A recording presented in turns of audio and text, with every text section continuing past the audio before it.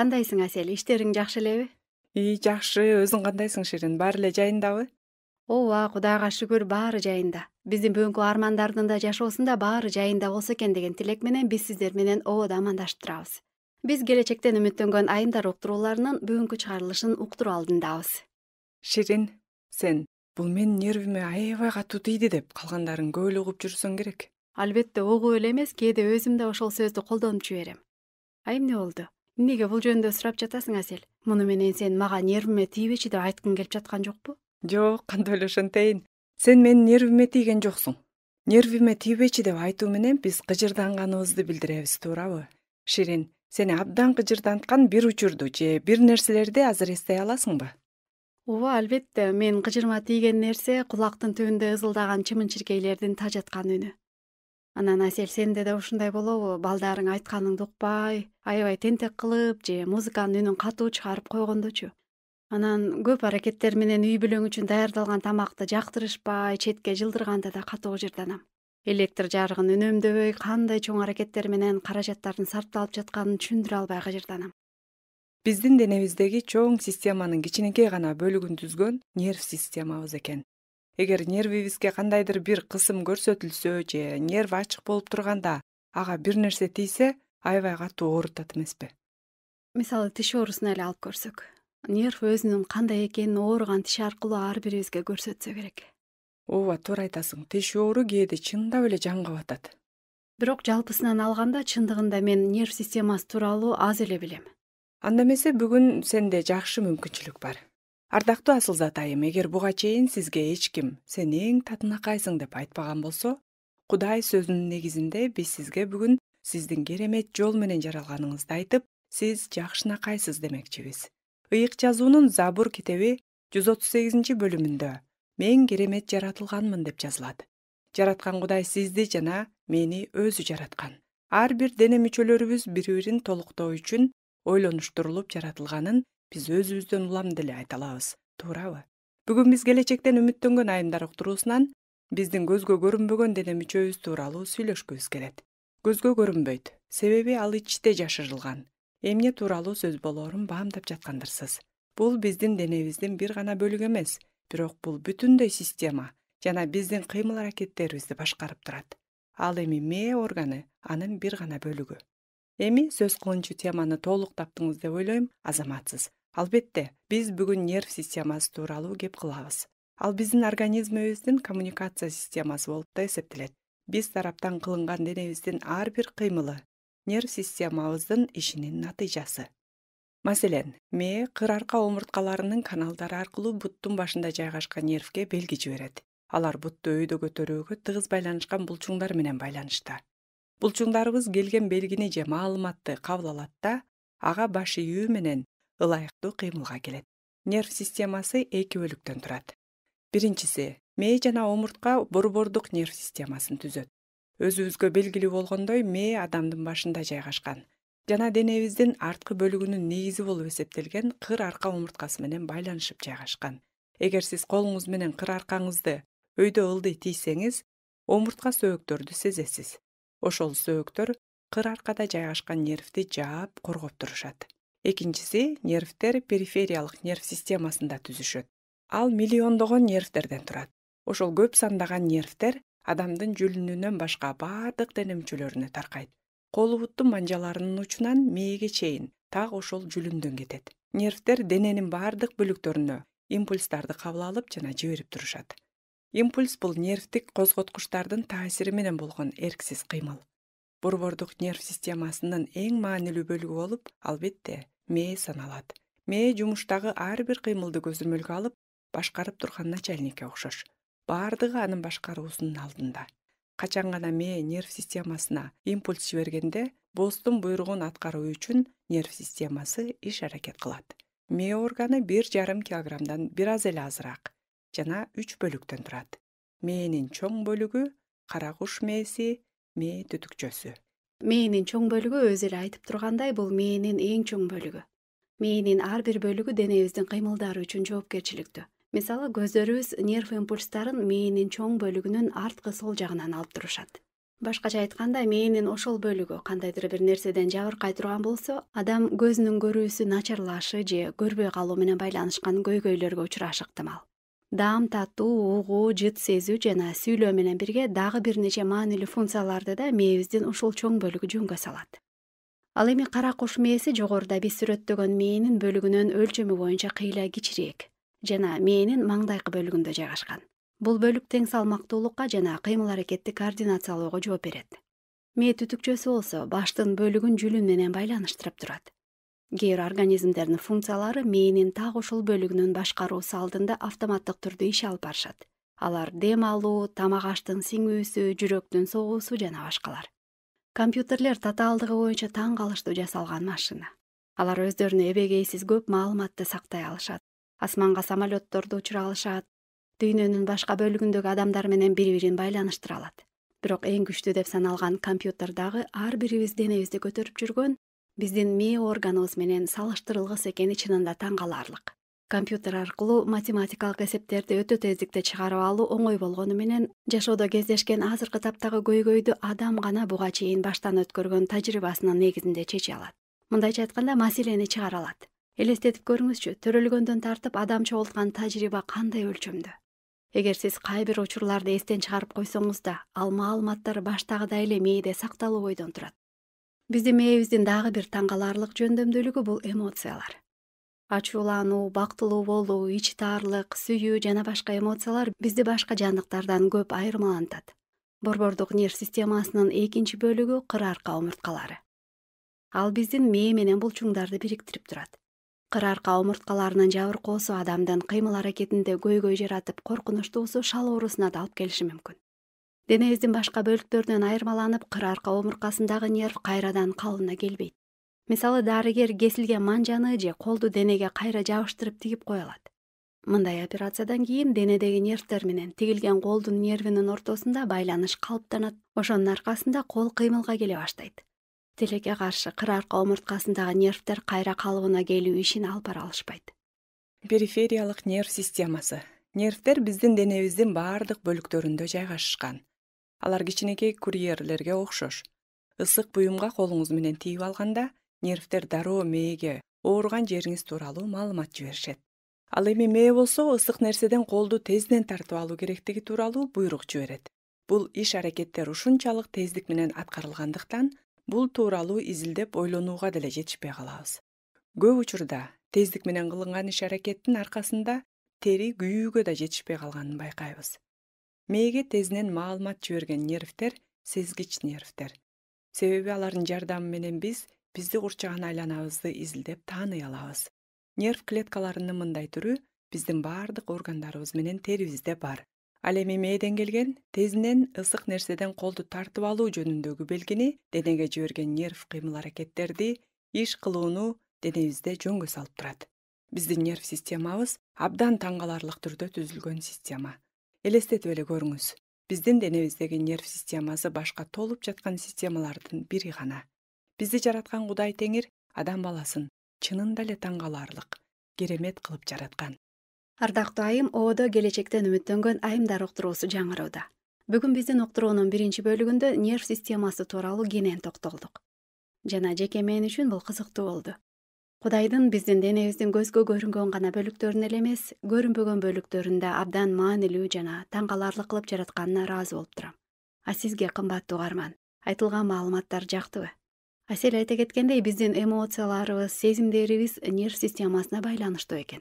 Эгер сиз жашоо кырдаалыңызга байланыштуу тез-тез кыжырданып, чочулап, тынчсыздыкта жашаган адам болсоңуз, анда сиздин нерв системаңыз ар дайым чыңалуу алдында турат. Демек, сиз нерви чыңалып турган адамсыз. Ошондой эле кээ бир жагдайлар бизди капалантат жана коркунуч алдында кармайт. Биз бул тууралуу жагымдуулардан кийин сөзүбүздү уласак.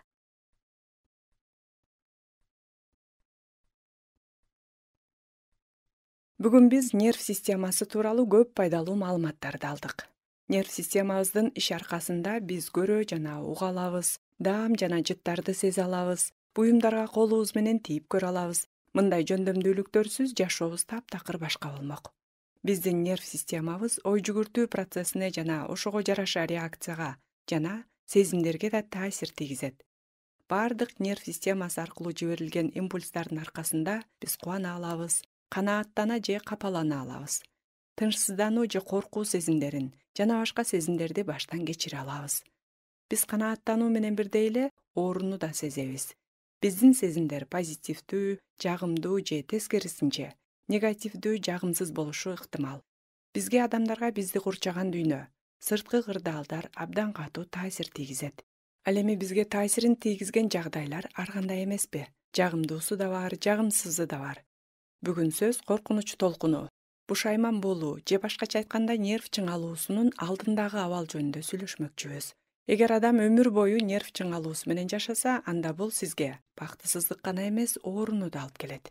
Себеби сиздин сезимдериңиз нерв системаңыз менен жана ал аркылуу сиздин денеңиз менен тыгыз байланышта экенин жогоруда баса белгиледик.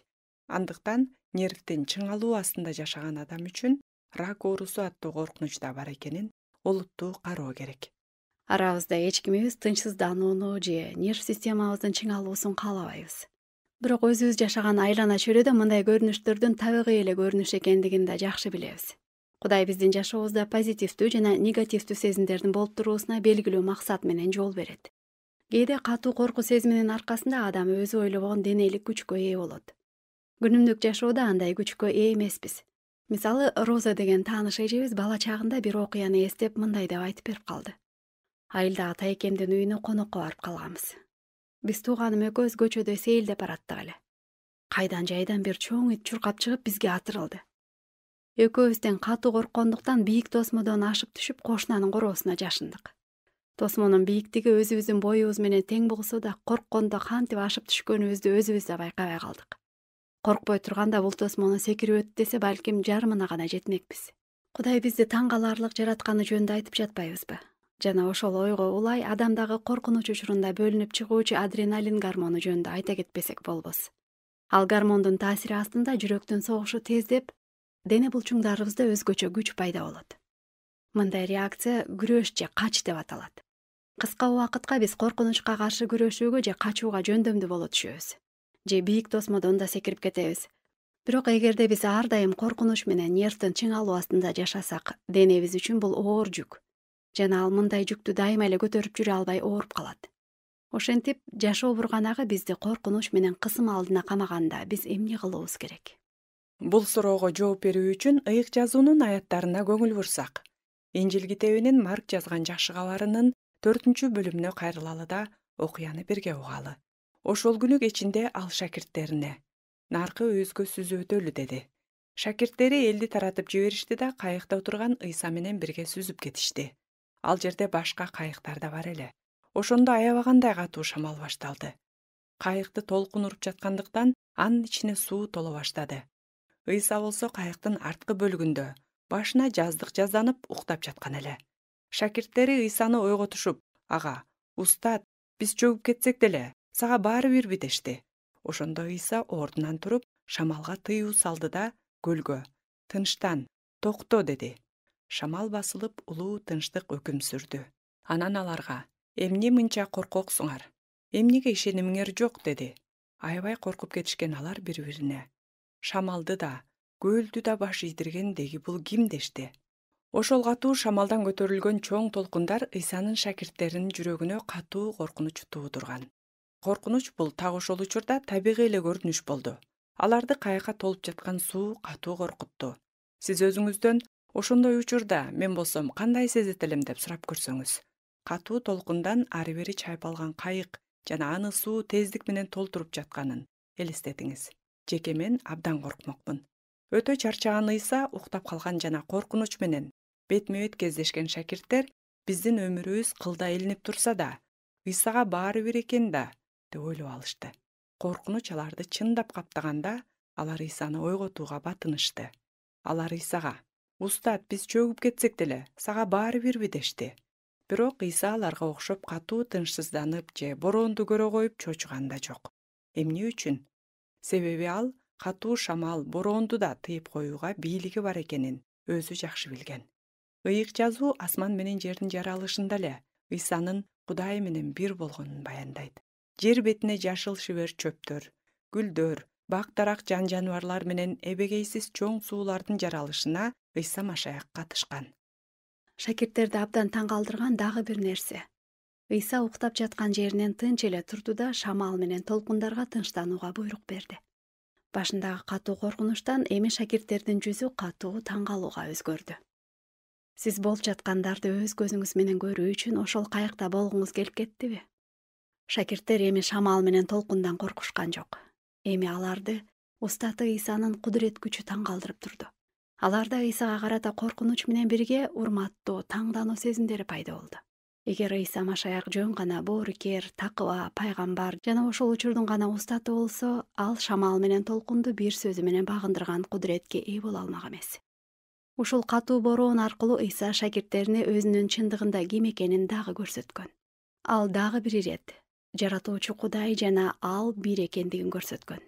Жер бетинде ар бирибиз ар кандай убактарда жашоо, бороон чапкыны менен бетме-бет кездешебиз. Ден соолуктан, сүйүктүү адамдан ажыроо же ажал аркылуу ажыроо, жакындарды жоготуу, жумуштан айрылуу, тиричилик кылууга каражатсыз калуу сыяктуу көйгөйлөр көп. Ушундай жагдайлар адамга коркунуч жана тынчсыздануу алып келет. Жана бул боло турган иш. Ошондой кыйынчылыкта гана биз Кудайды эстейбиз жана менин кыйынчылыгыма кайдыгер карайсың, же деги сен барсыңбы, бар болсоң кайдасың деп жемелөөгө өтөбүз. Кыйынчылык башка түшө электе эле өзүбүздүн аны менен эч кандай ишибиз болбогонун эске алгыбыз келбейт. Бирок биздин окуяда шакирттер Ыйсаны ойготуп жардам сурагандай, Кудай да биздин андан жардам сурап ишеним менен кайрылуубузду каалайт жана күтөт. Эгер сиз Кудай менин кыйынчылыгыма кайдыгер деп ойлоп жатсаңыз, анда оюңузду ага ачык эле сыйынууда билдирип айтсаңыз болот. Ошондо сиздин жүрөктөгү чынчылдыкты көргөн Кудай шакирттерине көрсөткөн кудурет күчүн сиздин жашооңузда да көрсөтө алат. Сиз четте гана туруп анын иштерин көрөсүз. Шакирттер да Ыйса туруп бороон чапкынга буйрук берип токтотконун карап турушту. Балким Кудай сиздин жашоодогу бороонду токтотуп койбойт. Бирок ошол бороон аркылуу сизди алып өтөт. Ал сизди кыйынчылыкты жалгыз көтөр деп таштабайт. Сиз менен чогуу басып өтөт. Бороон ичинде жүрөктө тынчтык менен ага таянып басып өтүүңүздү каалайт. Толкундарга каршы күрөшүүңүздө мен сенин жаныңдамын деп ааламды жараткан эгедер Кудай сизди тынчтандырат. Ал эми тынчтыкка ээ болуу үчүн адам баласы кыла турган маанилүү бир кадам бар. Кудай менен адамдарды бөлүп турган күнөө четтетилиши керек. Ар бир адам күнөөкөр экенине ишенесиз деп ойлойм. Андыктан ар бирибиз өз алдыбызча жаратканыбыз менен байланышка умтулуубуз зарыл. Бизди андан ажыратып алыстаткан күнөө аттуу кеселден айыктыр. Башкача айтканда кечир деп Кудайга кайрылуубуз керек. Ал кечирет. Себеби күнөөлөр үчүн курмандык болуп Ыйса Машаяк өз канын төккөн. Ошол себептен гана Кудай кечирим сурап келген адамзатка кечирим берет. Эмне үчүн кудуреттүү Кудай уулу деп аталган Ыйса Машаяктын айкаш-жыгачка керилүүсүнө жол берди деп ойлойсуз? Ыйык жазуу айтат. Ыйса биздин күнөөлөр үчүн курмандык болууга өз эрки менен макул болуп жерге адам болуп келген. Ал биздин жазаны өзүнө алган. Билесизби, кымбаттуу айым, коркунуч жана тынчсыздануу кысымы тынчтык жана кубаныч сыяктуу сезимдер менен бирге боло албайт. Бир эле учурда эки карама-каршы сезимдер бирге боло албайт. Биринен кийин гана бири биздин жүрөктөрдү ээлейт эмеспи? Ыйса Машаяк айтат: коркунуч менен толкунданууларды мага тапшыр. Анын ордуна тынчтык менен кубаныч берем дейт. Ыйык жазууда мындай деп жазылат: эч нерсе тууралуу камсанабагыла. Ар дайым сыйынганда жана жалынганда каалооңорду ыраазычылык билдирүү менен Кудайга айткыла. Ошондо Кудайдын акыл жеткис тынчтыгы силердин жүрөгүңөрдү жана ойлоруңарды Машаяк Ыйса аркылуу сактайт. Филиппиликтерге кат 4-бөлүм 6-7 аяттар. Эгер адам Кудайдан кечирим алса жана анын сөзү менен иш кылса, анда биздин акылыбыздан да жогору тынчтык, Кудайдын тынчтыгы бизди коштойт. Биздин акылыбыз да, жүрөгүбүз да анын тынчтыгы менен сакталса, бул кандай керемет. Ардактуу айым, сиз келечектен үмүттөнгөн айымдар уктуруусун тыңдап жатасыз. Адам чыдамсыздыктан да көп кыйналат эмеспи? Сиз эгер мен сыяктуу чыдамсыз адам болсоңуз, анда нерв чыңалуусуна кабылабыз, кыжырданабыз, аягында ачууланабыз. Билбейм сизге кандай, бирок мен жол тыгынына кабылганда аябай кыжырданам. Бирок Теңир бизди үндөп жетелеген тынчтык, сабырдуулукка ээ болуу сабактары кандай сонун. Азыр төмөнкү көркөм ырга дагы көңүлүңүздү бурабыз. Амалкөй уу чеңгелин салаарында, калкалап канатыңа коргоп алдың. Алсырап алдан тайып калаарымда, аярлап колтугумдан жөлөп калдың. Көйгөйү көтөр алгыс бул турмуштун, басынтып баш көтөргүс кылаарында, көтөрүп буттарыма так тургуздуң, карс этип бутагымдан сынаарымда. Жаңырып назик үнүң кулагыма, багынба тар жолумдун сынагында, мен бармын чаң жугузбай сактап алар, киринтип тирүү суумдун булагына. Караба адамдарга кайраттуу бол, алдырба амал көйгө айбаттуу бол. Ар убак сени менен өзүм болуп, экөөлөп бирге өтөбүз сыноолордон. Теңирим, бир өзүңө ыраазымын. Аткардың менин бардык суранычым. Канчалык кайгы тартып турсам дагы, жүрөктөн бөксөргөн жок кубанычым. Амал көй канча колун салса дагы, тайган жок кайрат күчүм өзүң берген. Үмүтүм жүрөгүмдү алга сүрөп, ишеним ого бетер бекемделген. Ар кандай сыноолорду башка келген, үйрөттүң чечалганды сөзүң менен. Турмуштун ташкындаган ачуу суусун, үйрөттүң кеч алганды өзүң менен. Көптөрүбүзгө туура эмес иш кылган адам өз ишинин начар үзүрүн көрүп жатканына баамдоо жүргүзүү жагат. Ооба, туура айтасың. Кимдир бирөө ойлонбой иш кылып, анан ачуу жемишин татып жатканда мына ушундай болмок деп айтууга тезбиз. Ал эми өзүбүз туура эмес иш кылсак, кимдир бирөөнүн ал тууралуу сөз кылышын же байкашын каалабайбыз. Бирөөнүн жемелөөсүн эмес, кечирип коюусун, мындайча айтканда, ырайымды каалайбыз. Ырсаптарында айтылгандай, Кудай бизди өз сөзү менен үйрөтүп, тынчтыгын берип, батасын берет. Кудай бизге чыдамдуулук менен мамиле кылат. Ал адам эмес. Кээде адилетсиз адамдарды карап, Кудайдын чыдамдуулугуна таң калабыз. Бирок Кудай биз чектелген убакыт менен чектелген эмес. Жана ал биз чектелген бардык чектерден жогору турат. Андыктан алдын ала баарын көрүп турган ал ар бир иштин туура убактысында билет. Ал биздин жашообузда эмнелер болуп жатканын дагы толук билет. Биздин көз карашыбыз боюнча кырдаал көзөмөлдөн чыгып кеткендей көрүнсө да, Кудай көзөмөлдү, башкача айтканда, контролду жоготпойт. Чынында адамга коркунуч кырдаал контролдон чыкты деген түшүнүктөн кийин келет эмеспи? Себеби биз контролду колго алууну жактырабыз. Кудай биздин ар дайым нерв чыңалуусу астында жашай албасыбызды жакшы билет. Коркунуч бизди туткундап алгандагы абалыбыз менен да жакшы тааныш. Ошол себептен ал кырдаалдарыңарды мага тапшыргыла деп чакырып жатат. Бүгүнкү сабакты эстен чыгарбай, жаныңыз үчүн азык катары кабыл алыңыз, кымбаттуу курбум. Эске гана тутпастан айтылган маанилүү маалымат, чындыктарды иш жүзүнө ашырууга умтулалы. Кудайга жөлөнүү менен тынчтык табалы. Инжил китеби мындай дейт: бардык түйшүктөрүңөрдү ага тапшыргыла, анткени ал силер үчүн кам көрөт. Сүйүктүү курбум, сизди да ишенимиңиз боюнча Кудай жашоо кырдаалдарыңыздан далай жолу сууруп чыккандыр. Кандайдыр бир учурларда коркунуч алдында алсыраганда күч бергендир. Балким сиз бизге окуяңыз менен бөлүшүп, кат жазгыңыз келет. Анда бул биз үчүн чоң кубаныч болот эле. Сиздин уруксатыңыз менен башкаларга соорунуч болчу окуяңыздан окуп берет элек. Бизге келечектен үмүттөнгөн айымдар уктуруусуна жазыңыз. Же бизге SMS билдирүүлөрдү, суроо сунуштарды же пикир жазып байланышка чыгыңыз. Келечекке карай үмүткө, тынчтыкка жана кубанычка толуп Теңир менен бирге кубаныңыз, кымбаттуу айым. Ал эми жүрөгүңүздү коркунуч менен тынчсыздануу ээлегенде ага кайрылыңыз. Кыйынчылыктарыңызды да ага тапшырыңыз.